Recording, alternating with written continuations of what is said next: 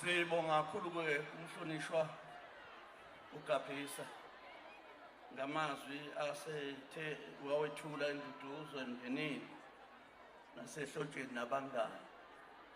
Sizothatha ithuba ukuba sibonge umsebenzi sithathe umbhobho siwubusele kubasazi bethu uRosary kanye nomshiza wentombi bathi kuqhubeka nohlelo.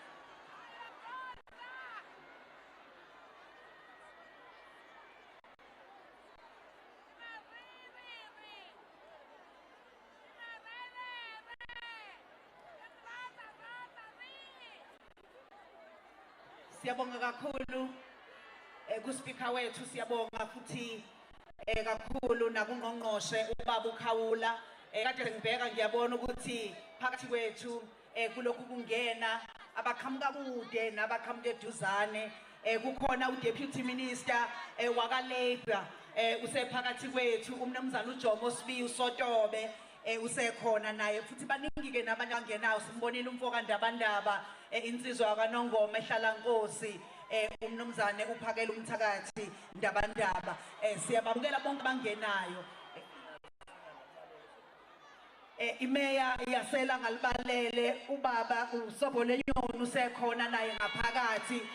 Siyabonga nje kakhulu, uyangikhumbuza uSpeaker. uSpeaker wothukela naye futhi usekhona ngaphakathi kwethu. Bonke bathi siphekezela indodana yethu ebesithanda kakhulu geza sebegezile.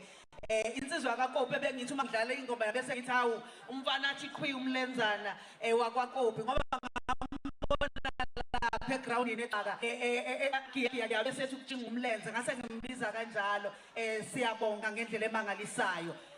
Phakathi kwethu khona abaculi abaqhamuka wamagenre bathi lensizwa bayithande ngendlela esimangaliso, kwaito, hip hop, afro pop, abashayi trap bakhona, abamculo wa gospel. Ake sidedele uAyanda wakwaNtanzi eBhamshela. Are you ready for Ayanda?